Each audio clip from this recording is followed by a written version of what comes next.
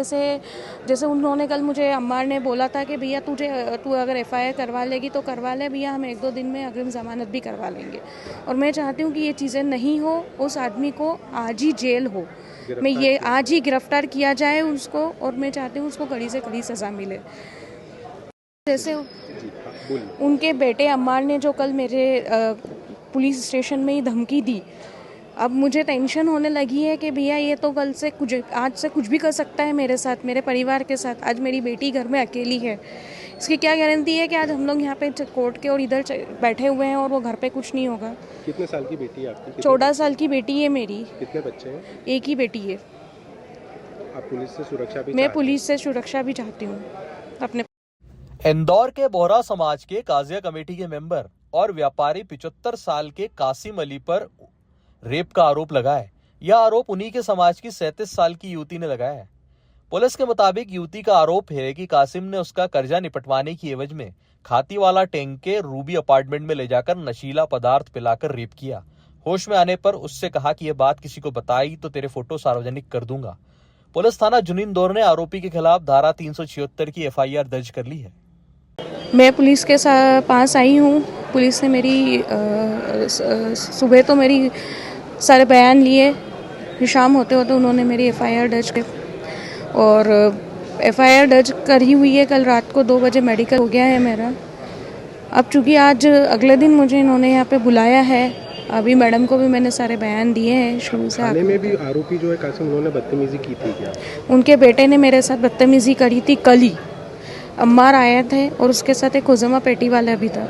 अम्मार ने आके बोला तुम बहुत एहसान फरामश हो, ये वो हो, बहुत चिल्ला चोट करने लगा और फिर बोलने लगे मुझे कि भैया अगर तूने FIR करवाई तो मैं तुझे, तेरी फैमिली को, पापा के खिलाफ अगर तूने FIR करवाई तो मैं तुझे या तेरी फैमिली को पूरी तरह से नुकसान पहुंचाऊंगा।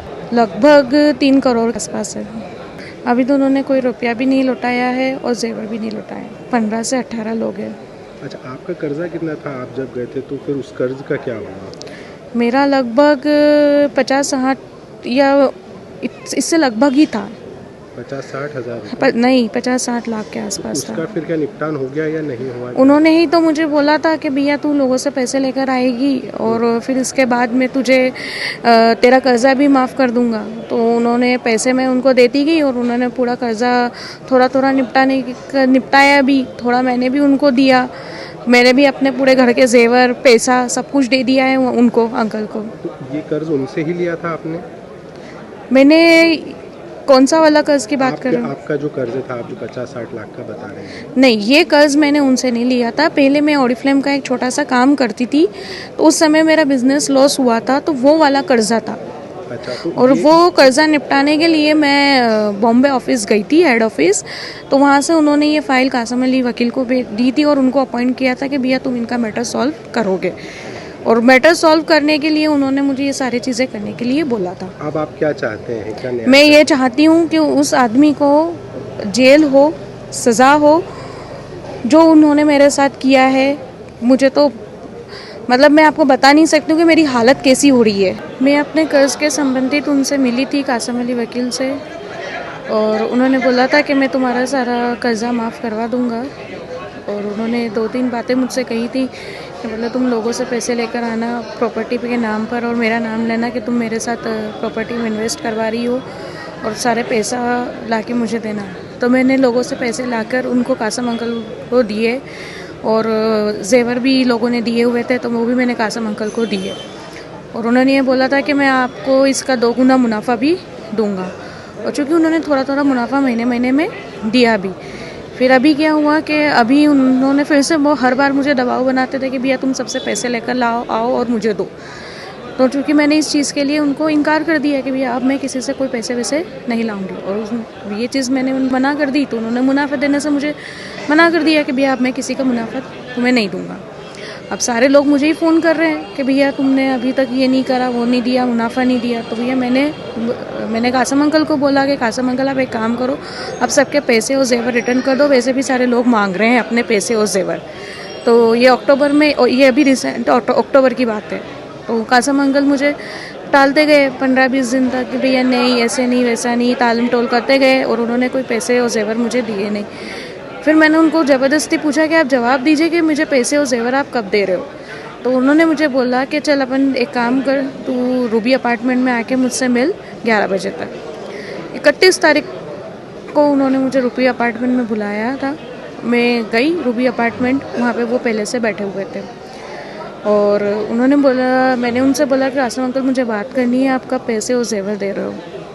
तो वो कहने लगे कि तू बैठ तो सही। तो मैं बैठी और उन्होंने मुझे कोल्ड ड्रिंक सर्व किया कांच के ग्लास में।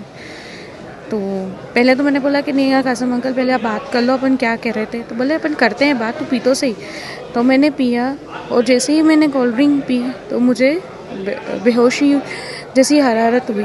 मुझे समझ ही नहीं आ रहा था कि ये चक्कर क्यों आ रहा है, क्या हो रहा है ये मेरे साथ। और मैंने बोला भी कि कासिम अंकल मुझे कुछ हो रहा है। तो उन्होंने बोला कि भैया कुछ भी नहीं है। और ये ऐसे कहते कहते बात करते करते मैं पूरी तरह से बेहोश हो गई। और जब मैं उठी तो मेरे बदन पे एक भी कपड़ा नहीं था और वो व्यक्ति मेरे पास बैठा हुआ था, वो भी बिना कपड़ों के बेड पे बैठा हुआ था और मुझे देख रहा था वो। और जब मैंने उसको बोला कि ये मेरे साथ आपने क्या किया है ये, और जोर से चीखी मैं, तो वो बोले जोर से मुझे चिल्लाने लगा और बोला खबरदार, आज के बाद तूने मेरे से पैसे मांगे, तेरे देख ये तेरे, उन्होंने मुझे मेरे न्यूड फ़ोटो बताए और वीडियो बताई।